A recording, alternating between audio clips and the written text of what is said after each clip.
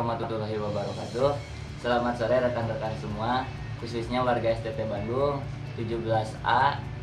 Saya di sini dengan teman-teman saya semua ingin presentasi tugas yang diberikan dosennya Bu Riri.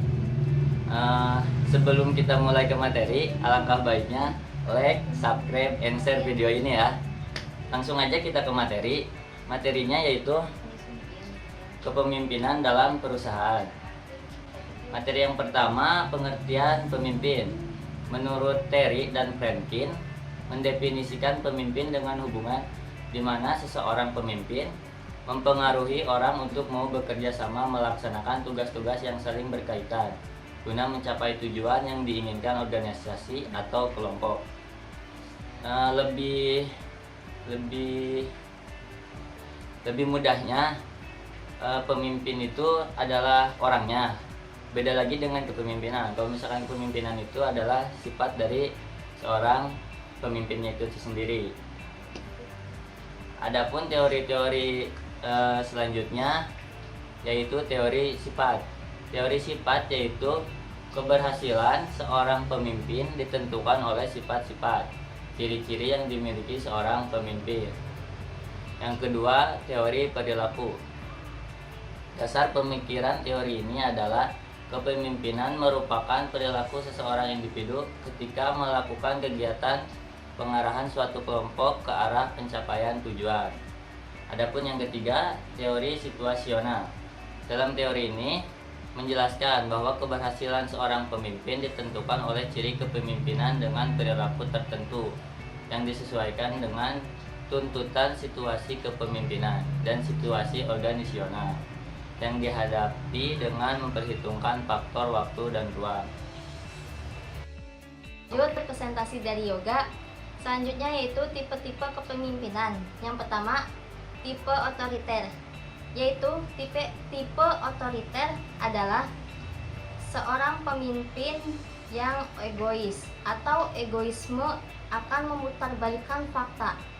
Kelebihan dan kekurangannya yaitu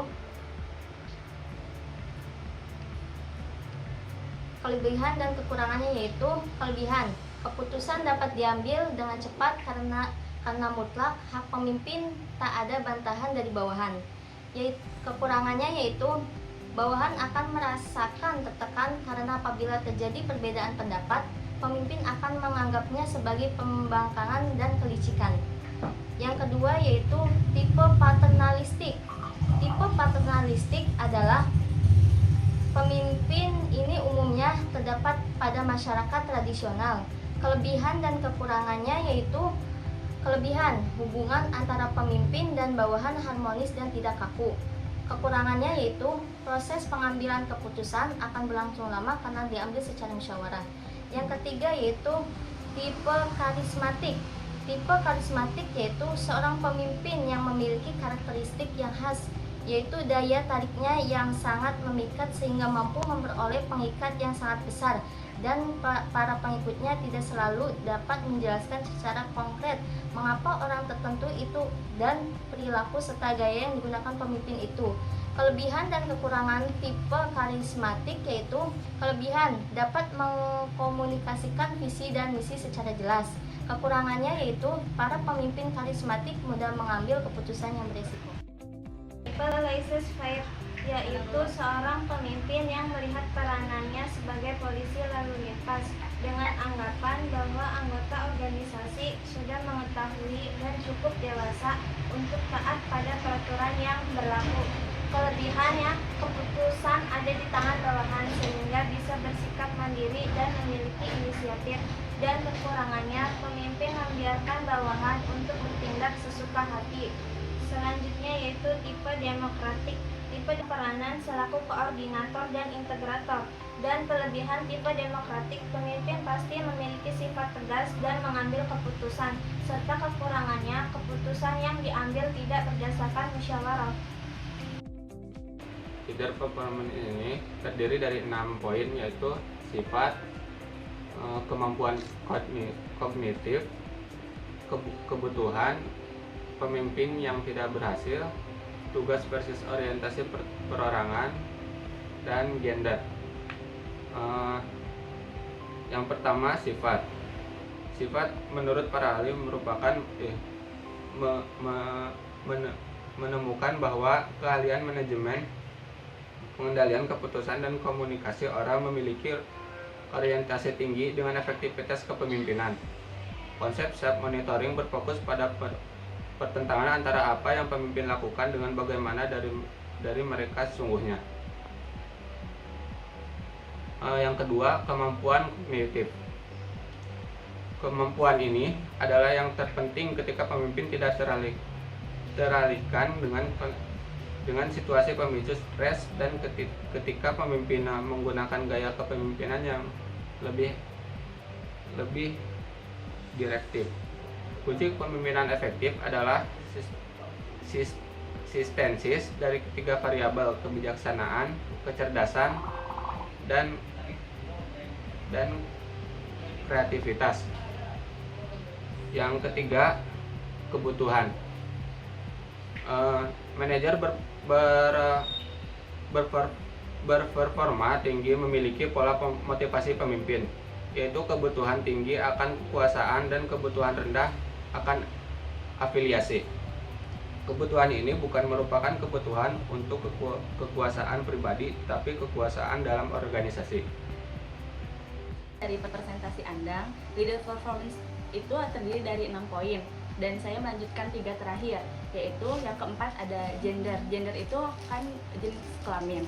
Nah, dibandingkan laki-laki dan perempuan, itu lebih baik itu menjadi seorang pemimpin itu dalam mengurus suatu perusahaan, yaitu laki-laki, karena jika wanita itu lebih menginginkan sesuatu yang perfeksionis, dan itu dalam suatu perusahaan tidak selalu harus perfeksionis, tetapi yang penting mencapai tujuan secara optimal.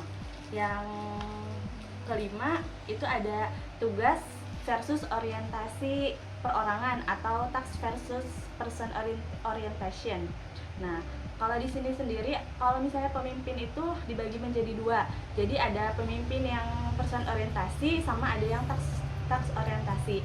Nah, kalau misalnya person orientasi sendiri yaitu pemimpin yang secara internal sudah memiliki tanggung jawab sendiri dan dia memiliki kontrol sendiri dalam suatu kerjaannya. Sedangkan kalau task orientasi itu terpaku pada apa yang dia suruh tapi tidak kreatif. Yang terakhir itu terdapat 3 faktor penyebab pemimpin atau kepemimpinan yang tidak berhasil, yaitu yang pertama kurangnya training atau kurangnya pelatihan dalam kepemimpinan. Yang kedua ada cognitive deficiency, itu mempercayai pemimpin yang buruk tidak bisa belajar dari pengalaman. Jadi pemimpin sendiri dalam melakukan kepemimpinannya tidak percaya dengan pengalaman yang telah terjadi. Jika dia sudah melakukan sesuatu hal dan tidak mencapai tujuan secara optimal, tapi dia tetap tidak melakukan evaluasi setelah itu. Yang terakhir itu personality, yaitu pemimpin yang buruk yang kerap gelisah dan memiliki 1 atau 3 atau 2 kepribadian. Jadi dia merasa gampang terpengaruhi oleh lingkungannya. Terima kasih. Ya, jadi kesimpulannya ya teman-teman, kepemimpinan ialah hubungan yang ada dalam diri seseorang pemimpin, mempengaruhi orang lain untuk bekerja sama secara sadar dalam hubungan tugas untuk mencapai tujuan bersama. Nah, teori dalam kepemimpinan meliputi teori sifat, perilaku, dan situasional. Adapun tipe-tipe kepemimpinan yang bisa disebut dengan gaya kepemimpinan yang sering digunakan dalam perusahaan yaitu tipe otoratif, presentasi, karismatik, laissez-faire, dan demokratik. Di antara beberapa tipe kepemimpinan yang ada sudah ditemukan menurut kelompok kami, tipe kepemimpinan yang ideal yaitu tipe demokratik, di mana bahwa dapat mengungkapkan pendapatnya tetapi tetap dalam lingkup aturan yang telah dibuat dengan tujuan kesejahteraan bersama. Kepemimpinan berkaitan erat dengan pemimpin, maka dari itu semoga pemimpin harus mengetahui mengenai leader performance seperti trial sifat, congressional ability, kemampuan kognitif, needs kebutuhan, gender, sex versus person orientation, tugas versus orientation perorangan. Unsuccessful leaders, pemimpin yang tidak berhasil. Ya. Bisa kami sampaikan hanya segini. Semoga bisa bermanfaat bagi rekan-rekan semuanya. Jangan lupa komen di kolom komen ya teman-teman semuanya. Kesalahan dari kami semua, kesempurnaan dari Allah Subhanahu wa taala. Terima kasih. Wassalamualaikum warahmatullahi wabarakatuh.